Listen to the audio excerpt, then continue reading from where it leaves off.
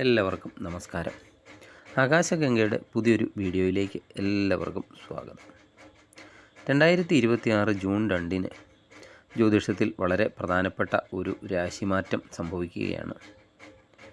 ദേവഗുരുവായ വ്യാഴം തൻ്റെ ഉച്ചരാശിയായ കർക്കിടകത്തിലേക്കാണ് രാശി മാറുന്നത്. നീണ്ട 12 വർഷങ്ങൾക്ക് ശേഷമാണ് വ്യാഴം കർക്കിടക രാശിയിലേക്ക് എത്തുന്നത്. കർക്കിടകക്കൂറിൽ വരുന്ന പുണർദത്തിൻ്റെ അവസാനത്തെ കാൽഭാഗം, പൂയം, ആയില്യം എന്നീ നക്ഷത്രക്കാർക്ക് ഈ രാശിമാറ്റം എങ്ങനെയുണ്ടാകും, ജീവിതത്തിൽ എന്തൊക്കെ മാറ്റങ്ങളാണ് സംഭവിക്കാൻ പോകുന്നത് എന്നതിനെപ്പറ്റിയാണ് ഇന്നത്തെ വീഡിയോയിലൂടെ പറയുന്നത്. കർക്കിടകക്കൂറുകാർക്ക് വ്യാഴം 12-ാം ഭാവത്തിലായിരുന്നു. 12-ാം ഭാവത്തിൽ വ്യാഴം നിൽക്കുന്നത് അത്ര ഗുണകരമല്ല. ചിലവുകളെ, മനസ്സമാധാനക്കുറവ് ഒക്കെ ഉണ്ടായിട്ടുണ്ടായിരിക്കാം. എന്നാൽ അതിനെല്ലാം ഒരു മാറ്റം സംഭവിക്കാൻ പോവുകയാണ്.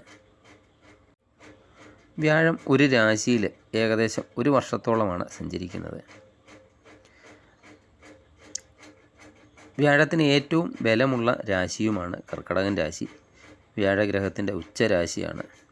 സ്വന്തം രാശിയിൽ വ്യാഴം നിൽക്കുന്നത് ഹംസയോഗം എന്നൊരു വലിയ ഭാഗ്യത്തിനാണ് കർക്കിടകക്കൂറുകാർക്ക് യോഗം ഒരുങ്ങുന്നത്. ജന്മരാശിയിൽ വ്യാഴം വരുന്നത്, ജന്മവ്യാഴം എന്ന് പറയുന്നത് കേൾക്കുമ്പോൾ തന്നെ പലരും പറയാറുണ്ട് ജന്മവ്യാഴം അത്ര ഗുണകരമല്ല.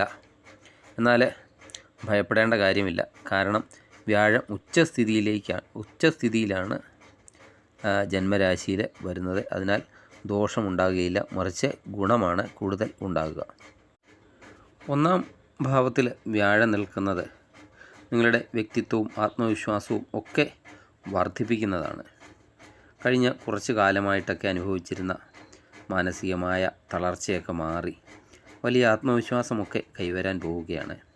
അതുപോലെ ഏത് പ്രതിസന്ധിയെയും നേരിടാനുള്ള കരുത്തൊക്കെ മനസ്സിന് ഈ സമയത്ത് ലഭിക്കുന്നതാണ്. മുഖത്ത് ഒരു പ്രസാദവും ശരീരത്തിന് പുതിയ ഊർജവും ഒക്കെ നിങ്ങൾക്ക് ഉണ്ടാകുന്നതാണ്. ആളുകൾക്കിടയിൽ നിങ്ങൾ പറയുന്ന വാക്കിന് വിലയൊക്കെ ഉണ്ടാകുന്ന ഒരു സമയം കൂടിയാണ് വരാൻ പോകുന്നത്. വ്യാഴം കേന്ദ്രസ്ഥാനത്ത്, അതായത് 1-ാം ഭാവത്തിലാണ് നിൽക്കുന്നത്. അത് ഉച്ചത്തിലാണ്.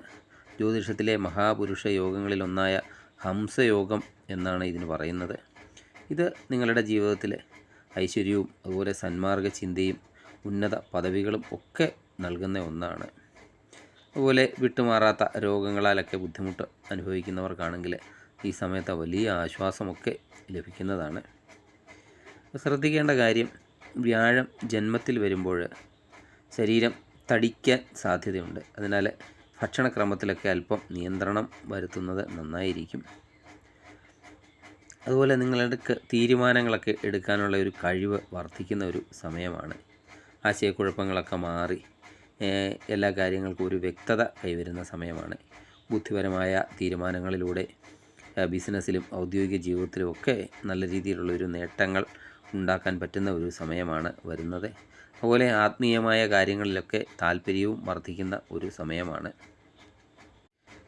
ഇനി ഈ വ്യാഴം 1-ാം ഭാവത്തിൽ നിന്ന് 5-ാം ഭാവത്തിലേക്കും 7-ാം ഭാവത്തിലേക്കും 9-ാം ഭാവത്തിലേക്കും ദൃഷ്ടി പായിക്കുന്നുണ്ട്. വ്യാഴത്തിൻ്റെ ദൃഷ്ടിഫലങ്ങളാണ് യഥാർത്ഥത്തിൽ ഒരു വ്യക്തിയുടെ ജീവിതത്തിൽ വലിയ മാറ്റങ്ങൾ കൊണ്ടുവരുന്നത്. വ്യാഴം നിൽക്കുന്ന ഇടത്തേക്കാൾ നോക്കുന്ന ഇടം നന്നാകും എന്നാണ് പ്രമാണം. 5-ാം ഭാവത്തിലേക്കുള്ള ദൃഷ്ടി, 5-ാം ഭാവം സന്താന ഭാവമാണ്. ദീർഘനാളായിട്ട് കുട്ടികളൊക്കെ ഇല്ലാതെ വിഷമിക്കുന്ന ദമ്പതികൾക്ക് ഈ കാലയളവിൽ സന്താന ഭാഗ്യമൊക്കെ ഉണ്ടാകാനുള്ള യോഗമുണ്ട്. അതുപോലെ 5-ാം ഭാവം വിദ്യാഭ്യാസത്തിൻ്റെയൊക്കെ ഭാവമാണ്. വിദ്യാർത്ഥികൾക്ക് പഠനത്തിൽ മികച്ച പുരോഗതിയും അതുപോലെ പുതിയ കോഴ്സുകൾക്കൊക്കെ ആഗ്രഹിക്കുന്ന പുതിയ കോഴ്സുകൾക്കൊക്കെ അവർക്ക് പ്രവേശനമൊക്കെ ലഭിക്കുന്ന സമയമാണ്. അതുപോലെ ക്രിയേറ്റിവിറ്റിയൊക്കെ കൂടുന്ന ഒരു സമയമാണ്. കലാകാരന്മാർക്കും എഴുത്തുകാർക്കുമൊക്കെ തങ്ങളുടെ കഴിവുകളൊക്കെ ലോകത്തിന് മുന്നിലൊക്കെ പ്രകടിപ്പിക്കാൻ മികച്ച അവസരങ്ങളൊക്കെ ഈ സമയത്ത് ലഭിക്കുന്നതാണ്. ഇനി പൂർവിക സ്വത്തൊക്കെ ആയിട്ട് എന്തെങ്കിലും തർക്കങ്ങളൊക്കെ ഉണ്ടെങ്കിൽ അതും ഈ സമയത്ത് പരിഹരിക്കപ്പെടുന്ന ഒരു സമയം കൂടിയാണ്. ഇനി അടുത്ത ദൃഷ്ടി വ്യാഴത്തിന് 7-ാം ഭാവത്തിലേക്ക് ഉള്ള ദൃഷ്ടിയുണ്ട്. ഏഴാം ഭാവം വിവാഹഭാവം, പങ്കാളിയുടെ ഭാവം ഒക്കെയാണ്. വിവാഹപ്രായമെത്തിയ കർക്കിടകക്കൂറുകാർക്ക് ഈ സമയത്ത് അനുയോജ്യമായ പങ്കാളിയെയൊക്കെ കണ്ടെത്താനും അതുപോലെ കുടുംബത്ത് മംഗളകർമ്മങ്ങളൊക്കെ നടക്കാനും ഒക്കെ ഏറ്റവും നല്ല സമയമാണ്. അതുപോലെ പങ്കാളിത്ത ബിസിനസ്സൊക്കെ ചെയ്യുന്നവർക്ക് ഗുണകരമാണ്. പുതിയ ബിസിനസ് പങ്കാളിത്തത്തിലൊക്കെ ചെയ്യുന്നവർക്ക് അതൊക്കെ ലാഭകരമാക്കി കൊണ്ടുപോകാൻ സാധിക്കുന്നതാണ്. അതുപോലെ പങ്കാളിയുമായിട്ടൊക്കെയുള്ള ബന്ധം കൂടുതൽ ദൃഢമാവുകയും പരസ്പര സഹകരണമൊക്കെ വർദ്ധിക്കുകയും ചെയ്യുന്ന സമയമാണ്. അതുപോലെ പൊതുപ്രവർത്തനത്തിലൊക്കെ ഏർപ്പെട്ടിരിക്കുന്നവർക്ക് ജനങ്ങൾക്കിടയിലൊക്കെ വലിയ അംഗീകാരവും പ്രശസ്തിയും ഒക്കെ ലഭിക്കുന്ന ഒരു സമയം കൂടിയാണ്. ഇനി വ്യാഴം നോക്കുന്നത് 9-ാം ഭാവത്തിലേക്കാണ്. 9-ാം ഭാവം ഭാഗ്യഭാവമാണ്. അവിടെ സ്വന്തം രാശിയിലേക്കാണ്, മീനൻ രാശിയിലേക്കാണ് വ്യാഴം ദൃഷ്ടി ചെയ്യുന്നത്. ആ മീനൻ രാശിയിൽ ശനി നിൽപ്പുണ്ട്. ശനി മൂലം എന്തെങ്കിലുമൊക്കെ ദോഷങ്ങളുണ്ടെങ്കിൽ ആ വ്യാഴത്തിൻ്റെ ദൃഷ്ടി അവിടെ ഉണ്ടാകുമ്പോൾ ആ ശനിയുടെ ദോഷവും ഇല്ലാതാകുന്നതാണ്. അതിനാൽ ഭാഗ്യാനുഭവങ്ങളൊക്കെ വർദ്ധിക്കുന്നതാണ്. 9-ാം ഭാവം ഭാഗ്യസ്ഥാനമാണ്. ആ ഭാഗ്യസ്ഥാനത്ത് ശനി നിൽക്കുന്നത് മൂലം ഭാഗ്യത്തിലൊക്കെ എന്തെങ്കിലും തടസ്സങ്ങളൊക്കെ ഉണ്ടായിട്ടുണ്ടെങ്കിൽ ആ വ്യാഴം അങ്ങോട്ട് ദൃഷ്ടി ചെയ്യുന്നത് ആ തടസ്സങ്ങളൊക്കെ മാറ്റി നിങ്ങൾക്ക് ഗുണാനുഭവങ്ങളൊക്കെ വർദ്ധിക്കുന്നതാണ്. അതുപോലെ വിദേശയാത്രയൊക്കെ മുടങ്ങിയൊക്കെ ശനി നിൽക്കുന്നത് മൂലമൊക്കെ വിദേശയാത്രയ്ക്കൊക്കെ താമസമൊക്കെ നേരിട്ടിട്ടുണ്ടെങ്കിൽ അതൊക്കെ മാറും.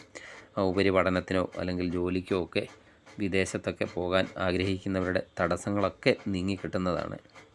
അതുപോലെ പിതൃതുല്യരായവരുടെ സഹായം പിതാവിൽ നിന്നോ ഗുരുക്കന്മാരിൽ നിന്നോ ഒക്കെ നല്ല രീതിയിലുള്ള സാമ്പത്തിക പിന്തുണ, മാനസിക പിന്തുണയൊക്കെ ലഭിക്കുന്ന സമയമാണ്.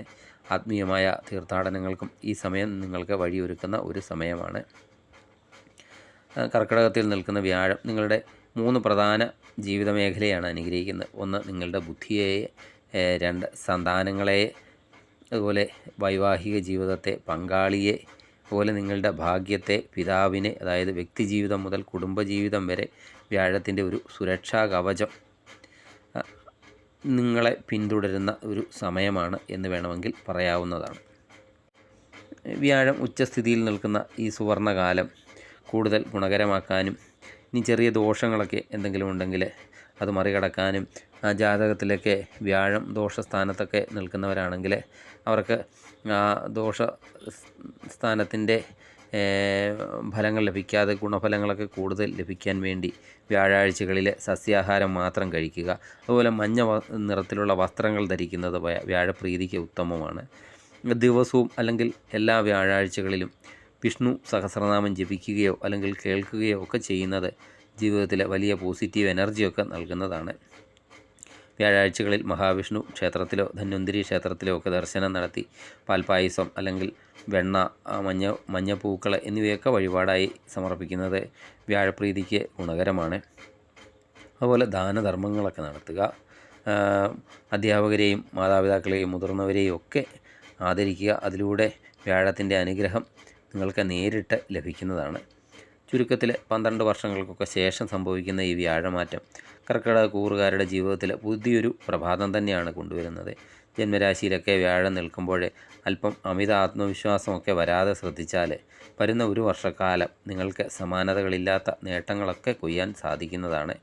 വിവാഹവും ജോലി, സന്താനഭാഗ്യം, വിദേശയാത്ര തുടങ്ങി നിങ്ങൾ ആഗ്രഹിച്ച എല്ലാ നല്ല കാര്യങ്ങളും ഈ സമയത്ത് സഫലമാകട്ടെ എന്ന് പ്രാർത്ഥിക്കുന്നു. നിങ്ങൾക്ക് ഈ വീഡിയോ പ്രയോജനപ്പെട്ടുവെങ്കിൽ തീർച്ചയായും ലൈക്ക് ചെയ്യുക. നിങ്ങളുടെ സുഹൃത്തുക്കളിലേക്കും ബന്ധുക്കളിലേക്കുമൊക്കെ ഈ അറിവ് പങ്കുവെക്കുക. ജ്യോതിഷ സംബന്ധമായ കൂടുതൽ അറിവുകൾക്കായി നമ്മുടെ ചാനൽ സബ്സ്ക്രൈബ് ചെയ്യാൻ മറക്കരുത്.